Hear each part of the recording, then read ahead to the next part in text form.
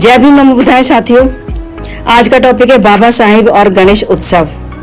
क्या कारण रहा कि गणेश उत्सव, गणेश विसर्जन जैसी परंपराएं आज बहुत ज्यादा मनाई जाने लगी हैं। महात्मा ज्योतिबा फुले 19वीं सदी के एक बहुत बड़े समाज सुधारक रहे, जिन्होंने जाति व्यवस्था के खिलाफ, भेदभाव के खिलाफ बहुत सी लड़ाइयां लड़ी और उस समय भी उनका परचम बहुत ज्यादा लहरा रहा था। उनका मानना था कि शिक्षा दलित समुदाय के उत्थान की कुंजी है और उन्होंने फिर अपनी पत्नी सावित्रीबाई फुले के साथ मिलकर दलित समुदाय के लड़कियों के लिए स्कूल खोले।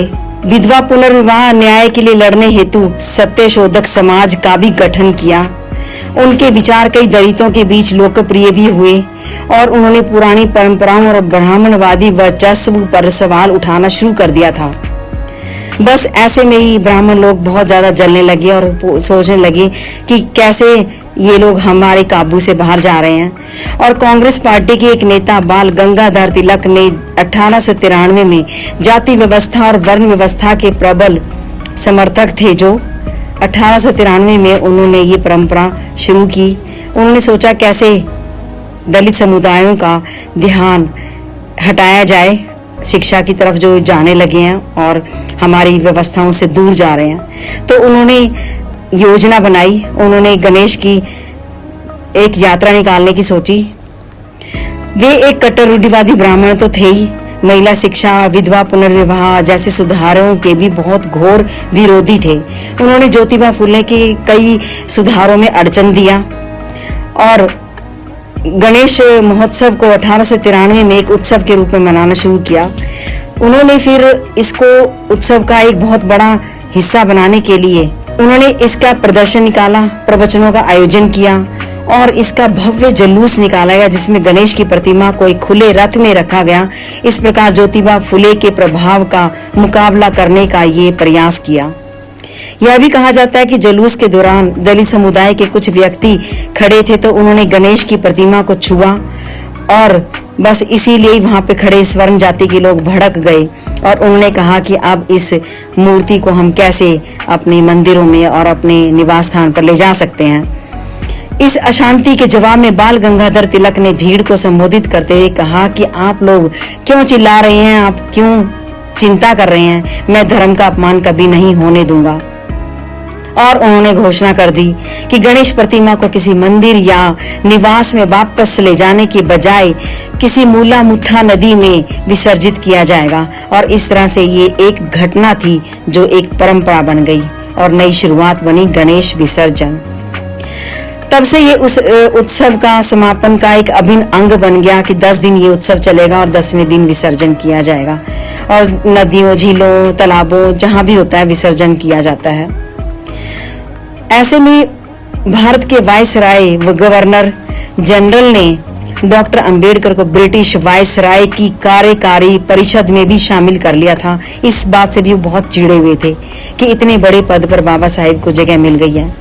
20 जुलाई 1942 को परिषद में उनको बाबा साहेब को शामिल किया गया था और महात्मा गांधी, जवाहरलाल नेहरू, मदन मोहन मालवीय, सरदार पटेल सभी के लिए एक बहुत बड़ा झटका था कि इतने ऊंचे पद का सदस्य कैसे बन गए बाबा साहेब।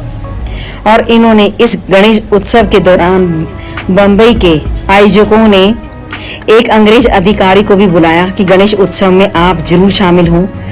अंग्रेज अधिकारियों को जब इस समारोह में शामिल होने के लिए बुलाया तो उन्होंने इस समारोह में शामिल होने के लिए बिल्कुल मना कर दिया और उन्होंने कहा कि बाबा साहेब को बुला लीजिए आप हमारी जगह। बस फिर क्या था, बाबा साहेब का नाम सुनते के साथ ही उन्होंने हंगामा करना शुरू किया। एक अछूत यानी डॉक्टर बाबा साहेब अम्बेडकर की उपस्थिति से गणेश की मूर्ति तो अपवित्र हो जाएगी। तब उस जाति के लोग सोचने लगे कि बाबा साहेब को समारोह में कैसे रोका जाए, तो उन्होंने धमकी भरा पत्र भेजा कि अगर वो समारोह में शामिल होने आए तो उनको और उनके लोगों को मार दिया जाएगा। बाबा साहेब हिंदुओं के किसी भी देवी देवताओं में बिल्कुल इंटरेस्टेड नहीं थे, न ही वो किसी अवतार में विश्वास रखते थे। तब उन्होंने ब्रिटिश अधिकारी से भी इस विषय में चर्चा की। फिर क्या था, बाबा साहेब ने सोचा अब तो मैं इस समारोह में जरूर जाऊंगा और उन्होंने अपने साथ सुरक्षा गार्ड लिए। ब्रिटिश अधिकारियों ने उन्हें सुरक्षा गार्ड सशस्त्र सैनिक उनके साथ भेजे, एक रिवॉल्वर तक बाबा साहेब को दी और कई स्वयं सेवक दलित लोग भी बाबा साहेब के साथ समारोह स्थल तक गए। जब ब्राह्मण और उच्च जाति के लोगों ने डॉक्टर अंबेडकर के साथ सुरक्षा गार्डों का इतना बड़ा समूह देखा तो वो थर्रा गए। बाबा साहेब को समारोह स्थल में प्रवेश करने से रोक ही नहीं सके। तब उन्हें अंग्रेज अधिकारियों का भी दबदबा था। डॉक्टर अंबेडकर ने उस समारोह में भाग लिया जहां 2000 से भी अधिक लोगों का विशाल जन समूह था और बाबा साहेब ने धड़ल्ले से संबोधन किया। ब्राह्मण और उच्च जाति के लोग डॉक्टर अंबेडकर को बाधित करने के लिए लगातार चिल्ला रहे थे। बाबा साहेब वहां 1 घंटे से अधिक समय तक रहे और बाद में सकुशल कार्यालय तक लौट आए। तो इस तरह से बाबा साहेब ने गणेश उत्सव पर अपनी जीत हासिल की। और हम लोग क्या कर रहे हैं? शिक्षा को छोड़कर मंदिरों में जाने के लिए लाठियां खा रहे हैं।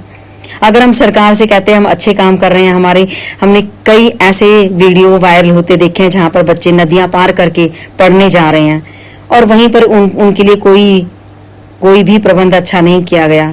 और वहीं अभी थोड़े दिन पहले हमने देखा कावड़ के लिए जाते हुए स्टूडेंट्स, जो छोटे छोटे बच्चे हैं, उन पर फूल बरसाए जा रहे हैं। सोचिए आप लोग, हमारा समाज कहाँ जा रहा है। Thank you so much. जय भीम, नमो बुद्धाय।